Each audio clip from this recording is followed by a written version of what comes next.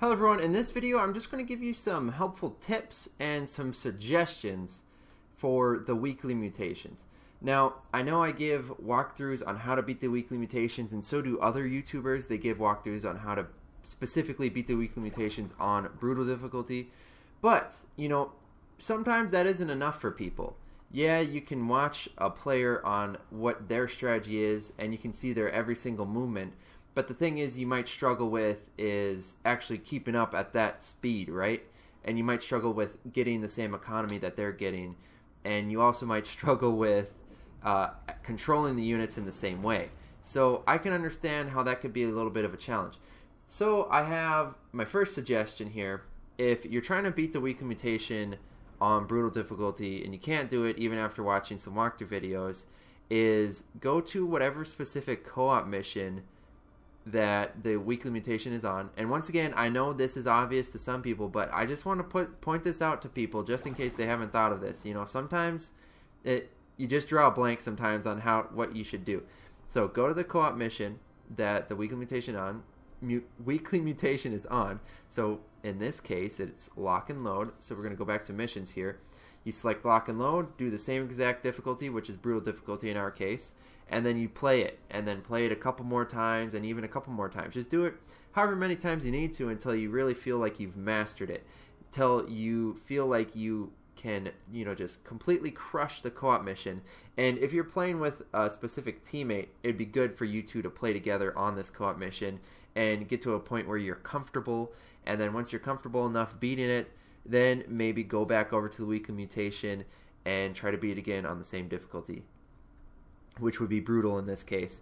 If that doesn't work for you, my next suggestion is, lower just one difficulty on the weekly mutation and go to hard. See if you can beat it at hard difficulty. So yeah, go to hard setting. If you can beat it at hard difficulty, then bump back up to brutal difficulty and do it again.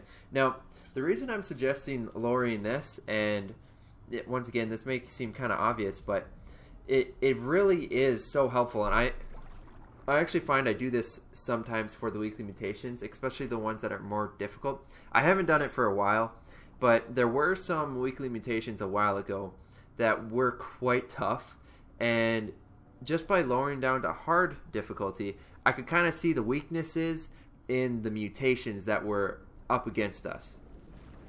So you go on hard difficulty, you learn how to better those mutations, and then essentially all you're doing on brutal difficulty is just adding more units. I think on brutal difficulty you actually have reduced resource income too. So yeah, you're reducing your economy a bit too. But the thing is, reduced economy. But the big thing is the enemies, the enemy count that comes at you is the huge thing. So you really have to watch out for that. And if you do it on hard difficulty and you can beat the reduced enemy count, then all you have to do is just figure out how to deal with the more enemies, essentially. And that's, another really big thing I find to be helpful.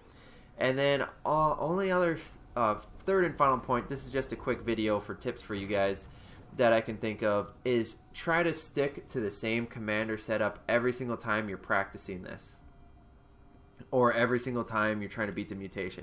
Yeah, I do think it's good to spice it up and try different commanders, but if you're, in all honesty, I think it's best to think about the commander choice that you're going to use at the start. If it absolutely fails the first time, like if you're comfortable on brutal difficulty and your commander choice fails utterly, like you were completely wrong on your choice, yeah, switch to a different commander. But I find that if I'm playing with someone and I just keep switching commanders over and over again, that isn't really helping me because I'm starting at a fresh spot every single time with the new commander, and I'm doing as bad as I was with the other commander because I'm not, getting very accustomed to that commander's, perks and what makes them strong and good. I just, I reset myself every single time. So yeah, stick with the one commander that you start with through every single time, every single one of your practices, or every single attempt that you have at beating the weekly mutation on brutal difficulty or hard difficulty. Stick with that same commander, and then same thing goes if you're playing with a teammate, have them stick with their commander, and that way both of you get better at your individual commanders, and then both of you get better at playing together and working together with those specific strategies that you're using. Now, I don't think there's anything too wrong with trying different strategies, of course, but make sure to use the same commanders so you can get used to their units and their upgrades. And then, of course, mastery skill points if you have the mastery levels available to you. Okay, that's all I wanted to cover in this video. If you have any questions, post them in the comments. Leave a like if you liked the video. Make sure to subscribe if you want to see more videos like this, and I'll see you all in the next one.